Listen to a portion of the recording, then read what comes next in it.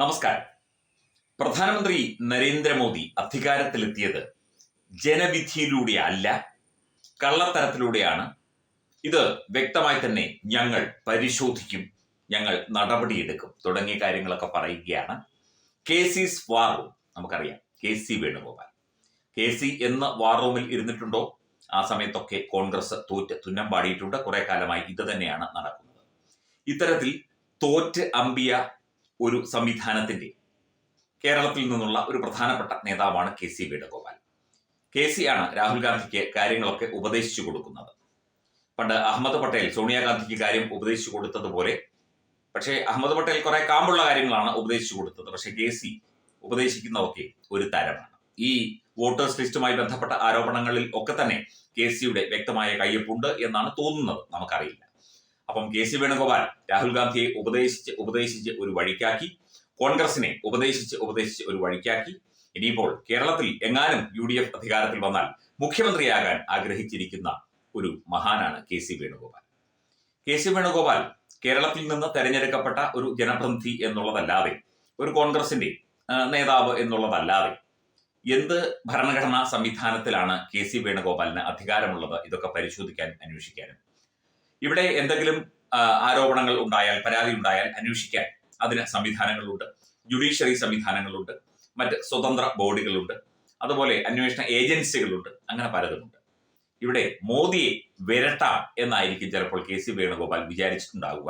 അല്ലെങ്കിൽ മോദിയെ വിരട്ടിക്കഴിഞ്ഞാൽ, ഭീഷണിപ്പെടുത്തി കഴിഞ്ഞാൽ താൻ വലിയ ആളായി, താൻ രാഹുൽ ഗാന്ധിയുടെ സ്വന്തം ആളായി, അല്ലെങ്കിൽ കോൺഗ്രസിന്റെ ഏറ്റവും ശക്തനായ നേതാവായി മാറും എന്നുള്ള ഒരു മിഥ്യാധാരണയാണ് KC വേണുഗോപാലിന് എന്ന് തോന്നുന്നു. എന്തൊക്കെയായാലും ഇവിടെ ഒരു സിസ്റ്റമുണ്ട്, അതനുസരിച്ചാണ് കാര്യങ്ങൾ മുമ്പോട്ട് പോകുന്നത്. രാഹുൽ ഗാന്ധി ഉയർത്തിയ ആരോപണങ്ങൾ എല്ലാം വെറും ഉഡായിപ്പാണ് എന്നുള്ള കാര്യം സാധാരണ ജനങ്ങൾക്കെല്ലാം മനസ്സിലായി. കോൺഗ്രസ് നേതാക്കൾ പോലും ഇപ്പോൾ എത്ര ദിവസം കഴിഞ്ഞിട്ടാണ് KC വേണുഗോപാൽ ഒരു പ്രസ്താവന തന്നെ നടത്തിയത്? സത്യം പറഞ്ഞാൽ ആഞ്ഞടിക്കേണ്ടതാണ്. ഇപ്പോൾ votechori.in എന്ന് പറയുന്ന ഒരു വെബ്സൈറ്റ് തുടങ്ങി എന്നാണ് കേൾക്കുന്നത്. അതായത് ഈ വോട്ട് ഇത്തരത്തിൽ മാനിപ്പുലേറ്റ് ചെയ്തതാണ്, വോട്ടർ പട്ടികയിൽ ക്രമക്കേടുണ്ട്, അതിൽ സാധാരണക്കാർക്കൊക്കെ അണിചേരാം എന്ന് പറഞ്ഞ ഒരു വെബ്സൈറ്റ് തുടങ്ങി എന്നാണ് കേൾക്കുന്നത്. ഇത്തരത്തിൽ എന്ത് തുടങ്ങിയാലും ചീറ്റിപ്പോകുന്നതാണ് പതിവ്. ഇതും ചീറ്റിപ്പോകും, സംശയമൊന്നുമില്ല. നേരത്തെ ചായ് വാല എന്ന് പറഞ്ഞ് മോദിയെ പരിഹസിച്ചുകൊണ്ട് ഒരു പരിപാടി തുടങ്ങിയിരുന്നു.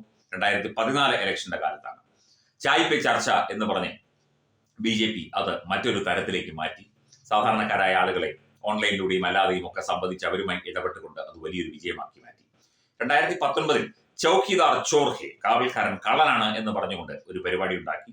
ഓരോരുത്തരും BJP നേതാക്കളടക്കം മേ ഹൂ ചൗക്കിദാർ എന്ന് പറഞ്ഞ് മറ്റൊരു ക്യാമ്പയിൻ സംഘടിപ്പിച്ചു. അതും ചീറ്റിപ്പോയി. ഇനിയിപ്പോൾ votechori.in എന്ന് പറയുന്ന വെബ്സൈറ്റ് ആണ് തുടങ്ങുന്നത്.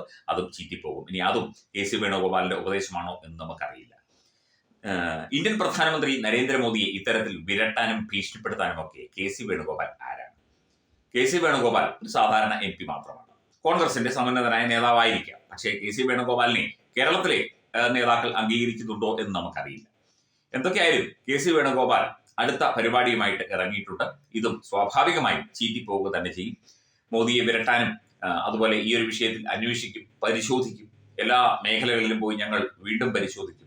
എന്റെ പൊന്നു KC, ഇതൊക്കെ ഇലക്ഷന് മുമ്പ് തന്നെ, 2024 ലോക്സഭാ ഇലക്ഷന് മുമ്പ് തന്നെ, നിങ്ങളുടെ കർണാടകയിലെ ഇലക്ഷന് മുമ്പും ഒക്കെ തന്നെ വോട്ടേഴ്സ് ലിസ്റ്റും അതുമായി ബന്ധപ്പെട്ട കാര്യങ്ങളും ഒക്കെ തന്നെ നിങ്ങളുടേതടക്കമുള്ള ആളുകളെ, പ്രധാനപ്പെട്ട നേതാക്കളെ ഏൽപ്പിച്ചതല്ലേ? ഞങ്ങൾ ഇത് എത്ര പ്രാവശ്യമായി പറയും. എന്നിട്ടും അത് പരിശോധിക്കാതെ ഇപ്പോൾ സർക്കാർ അധികാരത്തിൽ വന്ന്, BJP സർക്കാർ അധികാരത്തിൽ വന്ന് 1 വർഷം കഴിയുമ്പോൾ ഇത്തരത്തിലുള്ള പടക്കങ്ങളുമായി ഇറങ്ങിക്കഴിഞ്ഞാൽ സാധാരണക്കാരനായ, വിദ്യാഭ്യാസമില്ലാത്ത വെറും കൂലിപ്പണിക്കാരായ ആളുകൾ പോലും ഇതൊന്നും വിശ്വസിക്കില്ല. നിങ്ങളുടെ പ്രവർത്തകർ പോലും ഇതൊന്നും വിശ്വസിക്കില്ല. നിങ്ങൾ കാണുന്നില്ലേ, നിങ്ങളുടെ കൂടെ ഇന്ത്യ മുന്നണി എന്ന് പറഞ്ഞുണ്ടായിരുന്ന കുറെ ആളുകളുണ്ടല്ലോ, ആരെയും കാണുന്നു പോലുമില്ല. മമതാ ദീദിയും അഖിലേഷ് യാദവ് ഒക്കെ എവിടെ? ഒരക്ഷരം ഇതുമായി ബന്ധപ്പെട്ടവർ ആരെങ്കിലും പ്രതികരിച്ചു? എന്തിന്? നിങ്ങളുടെ സ്വന്തം പിണറായി വിജയൻ പ്രതികരിച്ചു? ആരും പ്രതികരിച്ചില്ല.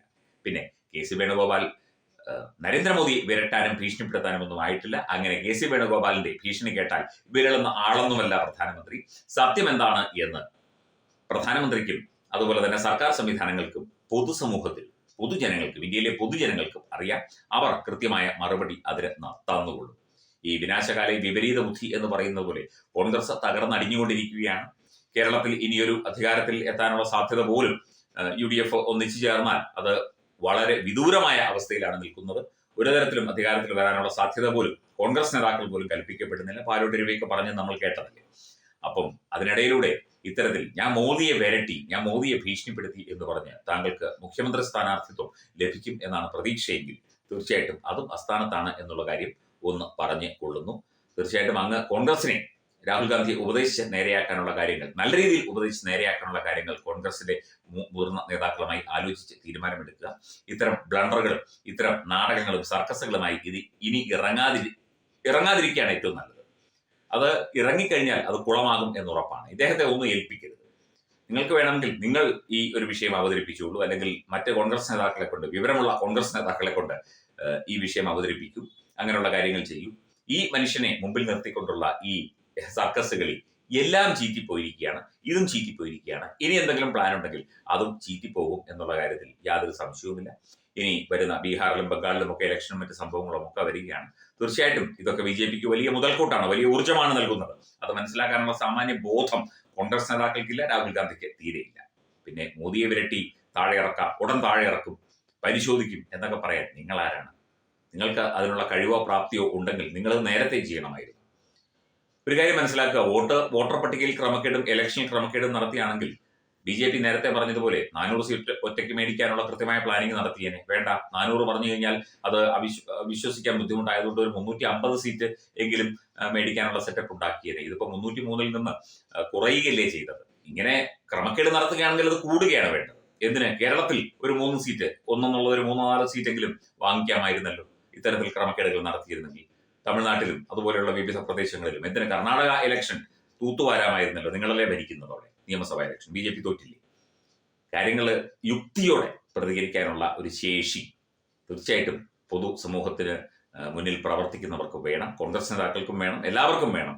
അല്ലെങ്കിൽ നിങ്ങൾ ഇലിഭ്യരായി പോവുകയുള്ളൂ, പരിഹാസ്യരായി പോവുകയുള്ളൂ എന്ന് വീണ്ടും വീണ്ടും കോൺഗ്രസ്സുകാർ തെളിയിച്ചുകൊണ്ടിരിക്കുകയാണ്.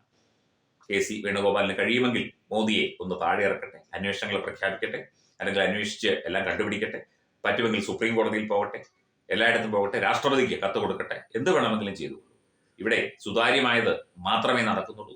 ജനങ്ങൾ വോട്ട് ചെയ്യുന്നത് കൊണ്ടാണ് BJP അധികാരത്തിൽ വരുന്നത് എന്നുള്ളത് അംഗീകരിക്കാൻ നിങ്ങൾക്ക് പ്രയാസമാണെങ്കിൽ, അല്ലെങ്കിൽ നിങ്ങൾ തോറ്റു കഴിഞ്ഞാൽ അത് കള്ളക്കളി, നിങ്ങൾ ജയിച്ചു കഴിഞ്ഞാൽ അത് ഫെയർ ഇലക്ഷൻ എന്ന് പറയുന്ന ഈ രണ്ട് വള്ളത്തിൽ ചവിട്ടുന്ന ഈ വൃത്തികെട്ട ഏർപ്പാട് സത്യം പറഞ്ഞാൽ ഒരു കോൺഗ്രസ് പോലെ ഒരു പാർട്ടിക്ക്, പാരമ്പര്യമുണ്ട് എന്ന് പറയപ്പെടുന്ന ഒരു പാർട്ടിക്ക് ഭൂഷണമല്ല എന്ന് മാത്രം പ്രിയപ്പെട്ട KC വേണുഗോപാലിനോട് പറഞ്ഞുകൊള്ളുന്നു. അങ്ങേക്ക് കേരളത്തിലെ മുഖ്യമന്ത്രിയാകാൻ വൈകാതെ തന്നെ സാധിക്കട്ടെ എന്ന ആശംസ കൂടി ഇതോടൊപ്പം ചേർക്കും.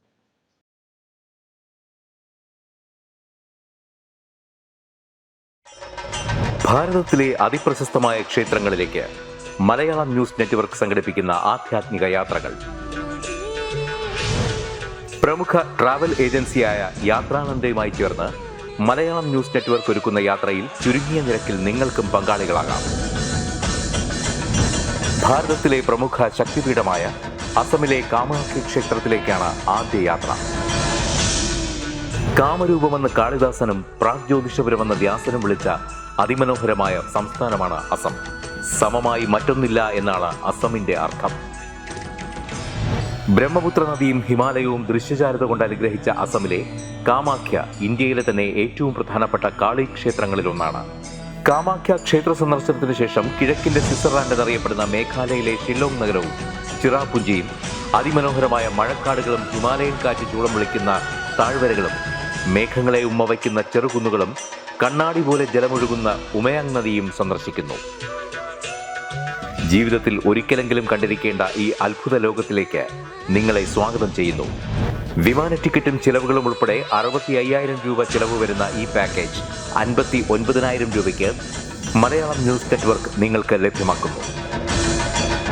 ആദ്യം ബുക്ക് ചെയ്യുന്ന 5 പേർക്ക് 56,000 രൂപയ്ക്ക് ഏർലി ബേർഡ് ഓഫറും ലഭ്യമാണ്. കൂടുതൽ വിവരങ്ങൾക്ക് ഇനി പറയുന്ന നമ്പറിൽ ബന്ധപ്പെടുക. 8089001200 അല്ലെങ്കിൽ 7736549234.